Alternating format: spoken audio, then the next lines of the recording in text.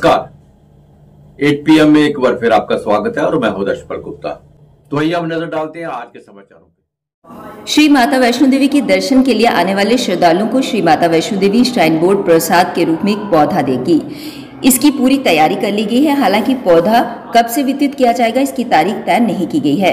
पर्यावरण के प्रति लोगों को जागरूकता उनकी बढ़ाने के उद्देश्य से ये कदम उठाया जा रहा है। श्रद्धालुओं को भेंट किए जाने वाले इन पौधों को निहारिका परिसर में एक हाईटेक आउटलेट से वितरित किया जाएगा। ये पौधे कटरा के पैंथल ब्लॉक के कुनिया गांव में श्राइन बोर्ड द्वारा स्थापित की गई एक हाईटेक नर्सरी से लिए जाएंगे। नर्सरी में स्थानीय जलवायु परिस्थितियों के अनुकूल पौधों की देशी प्रजातियों को तैयार किया जा रहा है। श्राइन बोर्ड के अध्यक्ष उपराज्यपाल मनोज सिन्हा के निर्देश पर अन्य सुविधाओं के साथ बोर्ड पर्यावरण संरक्षण को भी सुनिश्चित कर रहा है। श्राइन बोर्ड ने तीर्थ क्षेत्र में विभिन्न देशी प्रजातियों के मिट्टी को बांधने वाले पौधों और फूलों के पौधों का बड़े पैमाने पर रोपण किया है। इन पौधों को तैयार करने के लिए बोर्ड ने नर्सरी की भी स्थापना की है। वर्ष 2023 के मुकाबले इस वर्ष के पहले 4 महीनों में 28.66 लाख श्रद्धालुओं ने माता वैष्णो देवी के दर्शन किए हैं, जबकि चैत्र नवरात्रि के दौरान 2.30 लाख श्रद्धालुओं ने दरबार में नमन किया था। अनुसंधान पहल को बढ़ाने के लिए इंजीनियरिंग और प्रौद्योगिकी PhD कार्यक्रम शुरू किया जाएगा। इसके साथ जम्मू विश्वविद्यालय में वनस्पति विज्ञान विभाग की एक पहल में बॉटनिकल गार्डन में दृष्टिबाधित छात्रों के लिए एक स्पर्श और गंध उद्यान को स्थापित किया जाएगा। सेवा क्षमता में वृद्धि, कमी, स्ववृद्धि की फीस, पात्रता मानदंड में बदलाव, विभिन्न PG कार्यक्रमों के खुले पाठ्यक्रमों, विश्वविद्यालयों में अंतर्राष्ट्रीय छात्रों के प्रवेश के लिए दिशा निर्देशों में संशोधन पर काम किया जाएगा। जम्मू विश्वविद्यालय के कुलपति प्रोफेसर उमेश राय की अध्यक्षता में वीरवार को हुई अकादमी परिषद की बैठक में शैक्षणिक और दूसरे मुद्दों से जुड़े विभिन्न प्रस्तावों को मंजूरी और समर्थन दिया गया। सिंडिकेट के लिए स्नातकोत्तर संस्कृत विभाग में संस्कृत में 1 वर्षीय PG डिप्लोमा के पुनर्द्वार का समर्थन किया गया। परिषद ने अकादमिक उत्कृष्टता और संस्थागत विकास को आगे बढ़ाने के उद्देश्य के लिए कई महत्वपूर्ण पहलुओं पर चर्चा की। विश्वविद्यालय के रजिस्ट्रार प्रोफेसर राहुल गुप्ता ने अकादमिक परिषद के समक्ष पिछली बैठक के मिनटों पर की गई कार्यवाही रिपोर्ट के साथ 21 एजेंडा आइटम रखी। इंजीनियरिंग और प्रौद्योगिकी संकाय में पहली बार GCET MIIT में इंजीनियरिंग और प्रौद्योगिकी में PhD कार्यक्रम की शुरुआत के संबंध में डीन रिसर्च स्टडीज के कार्यालय द्वारा प्रस्तुत प्रस्ताव स्वायत्त कॉलेज संस्थान UIEET को अकादमिक परिषद द्वारा सर्वसम्मति से समर्थन दिया गया। इस प्रयोजन के लिए विश्वविद्यालय द्वारा इंजीनियरिंग और प्रौद्योगिकी में एक अलग BORS का गठन किया जाएगा।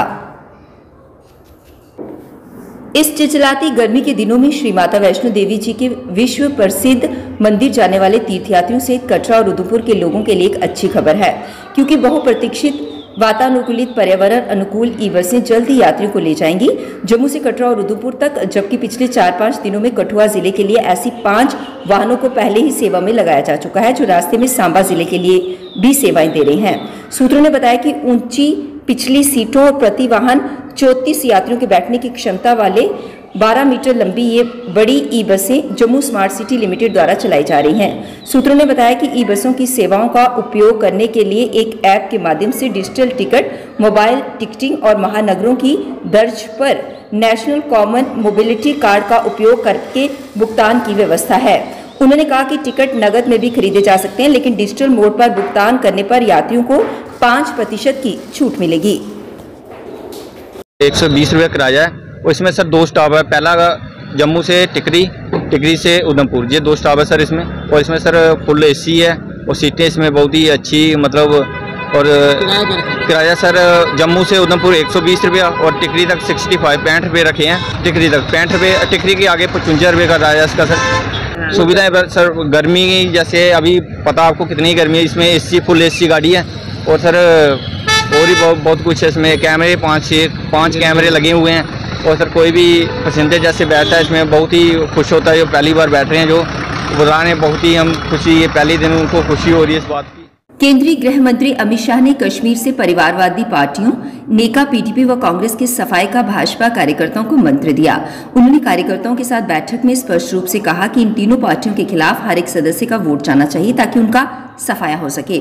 बारामूला व अनंतनाग सीट पर 20 व 25 मई को होने वाले चुनाव में सभी को इन दलों के खिलाफ वोट करना चाहिए। ये सुनिश्चित होना चाहिए कि प्रत्येक वोट नेका, पीडीपी व कांग्रेस के खिलाफ पड़े। वह 2 दिन का दौरा पूरा कर शुक्रवार सुबह दिल्ली लौट आए। गृह मंत्री के दिल्ली रवाना होने से पूर्व भाजपा के प्रदेश अध्यक्ष रविंद्र रैना और महासचिव सुनील शर्मा ने पार्टी मामलों और भविष्य की रणनीतियों पर चर्चा के लिए उनसे मुलाकात की। सूत्रों के अनुसार गृह मंत्री ने कश्मीर में तीनों सीटों पर चुनाव न लड़ने से कार्यकर्ताओं को निराश न होने के लिए कहा। साथ ही ये भी कहा कि प्रस्तावित विधानसभा चुनाव के लिए सभी कार्यकर्ता अभी से जुट जाएं। पार्टी जम्मू कश्मीर की सभी सीटों पर चुनाव लड़ेगी। बर्फीले रेगिस्तान लद्दाख के दुर्गम इलाकों में लोगों के घर के पास जाकर मतदान करवाने को लोकतंत्र के प्रहरी जोखिम भरी पैदल यात्रा के दौरान नदियां, पर्वत लांघने के साथ हेलीकॉप्टर से बर्फीले इलाकों में स्थापित मतदान केंद्रों पर पहुंच रही है। ये सारी कार्रवाई लद्दाख के कठिन हालात में मतदाताओं के वोट डालने की प्रक्रिया को सरल बनाने के लिए की जा रही है। लद्दाख 59,000 से अधिक वर्ग किलोमीटर में फैला हिमालयी प्रदेश है। इसकी पर्वत श्रृंखलाएं एक और वास्तविक नियंत्रण रेखा से चीन और दूसरी ओर नियंत्रण रेखा से पाकिस्तान से जुड़ी हुई हैं। समुद्र तल से इसकी अधिकतम ऊंचाई करीब 24,000 फीट है। ऐसे में दुर्गम रास्ते, नदी नालों, पहाड़ों सी चुनौतियों को पार कर लद्दाख के चुनावकर्मी अधिक मतदान का लक्ष्य हासिल करने की राह पर हैं। पीपल्स डेमोक्रेटिक पार्टी के अध्यक्ष महबूबा मुफ्ती ने कश्मीर में लोकतंत्र की धज्जियां उड़ाने का आरोप लगाया है। इंजीनियर राशिद के प्रचारक शौकत पंडित को हिरासत में लिए जाने पर अपने एक्स अकाउंट पर पोस्ट की है।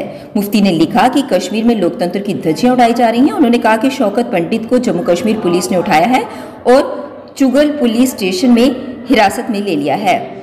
महबूबा ने आगे कहा कि ये उन लोगों के इशारे पर किया जा रहा है जो उन्हें चुनाव प्रचार करने से रोकना चाहते हैं। इसकी बजाय उनके प्रॉक्सी उम्मीदवार कश्मीर में लोकतंत्र की धज्जियां उड़ा रहे हैं। वहीं जम्मू कश्मीर राज्य की पूर्व मुख्यमंत्री महबूबा के आरोपों पर पुलिस की ओर से कोई बयान नहीं आया है। बता दें कि उत्तरी कश्मीर के लंगेड़ विधानसभा क्षेत्र के पूर्व विधायक शेख अब्दुल रशीद उर्फ इंजीनियर रशीद, जो आतंकी फंडिंग के आरोप में जेल में है, उत्तर में बारामूला सीट में संसदीय चुनाव लड़ रहे हैं। पीपल्स कॉन्फ्रेंस के अध्यक्ष सज्जाद लोन और नेशनल कॉन्फ्रेंस के उपाध्यक्ष उमर अब्दुल्ला भी इसी सीट से अपनी किस्मत आजमा रहे हैं। पहाड़ी क्षेत्रों में शुक्रवार को बारिश और ओलावृष्टि के कारण तापमान में काफी गिरावट दर्ज की गई। वहीं मैदानी इलाकों में भी तेज बारिश के कारण आम जनजीवन को गर्मी से राहत मिली।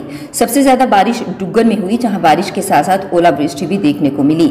इस बारिश के कारण मक्की की बिजाई करने वाले किसान बुरी तरह से प्रभावित हुए। वहीं तापमान में गिरावट महसूस की गई। कुछ दिनों से पहाड़ी क्षेत्रों में गर्मी महसूस हो रही थी, लेकिन शुक्रवार को हो रही बारिश के कारण गर्मी से लोगों को राहत मिली। करीब 1 घंटा तक बारिश होती रही। इससे आने जाने वाले राहगीरों के कदम भी ठिठके। अधिकतर लोगों ने पेड़ के नीचे शरण ली। जो लोग अपने खेत में फसल बिच रहे थे वह भी अपने घरों को जाते दिखे। शाम तक मौसम साफ हो गया था। उधमपुर कश्मीर रोड सेफ्टी संस्था द्वारा एक रैली निकाली गई। इस रैली को डीएसपी ट्रैफिक द्वारा हरी झंडी दिखाकर रवाना किया गया। रैली का मकसद चालकों को जागरूक करना था। एक रैली के जरिए अवेयरनेस पूरे हमारे यहाँ पे जितने भी ड्राइवर साहबान, जहाँ भी हमारे जो ट्रक्स के और मैटाडोर्स के जो ड्राइवर्स थे, उनको यहाँ इकट्ठे करके इन्होंने जहाँ अवेयरनेस दी। तो इनकी रैली का मकसद यही था कि रोड पे जो भी चले, ड्राइविंग पैसेंजर हो चाहे जो भी हो, वो अपनी सेफ्टी देखे, साथ साथ में अपने बच्चों की जो यहाँ पे घर में बैठे इंतज़ार कर रहे हैं ये भी सोचे, और साथ साथ ये भी सोचे कि सड़क पे तो चल रहा है, जो एक आम शख्स भी है उसकी सेफ्टी भी ज़रूरी है। तो हमने जैसे ड्राइवर्स को इन्होंने भी ब्रीफ किया, हमने भी ट्रैफिक अवेयरनेस के बारे में 2 बोल बोले। तो उनको ये बताया गया कि आप अपने जहाँ कागजात वगैरह फिट रखें, जैसे हम अपने आप को फिट रखते हैं, जैसे गाड़ी को आपको फिटनेस, इंश्योरेंस, टैक्स के सारे कागजात पूरे रहें, आपकी गाड़ी पूरी फिट रहे, चलने लायक रहे, और ताकि उसमें परेशानी ना हो। सोमवार फिर आपसे भेंट होगी, तब तक इजाजत दीजिए। नमस्कार।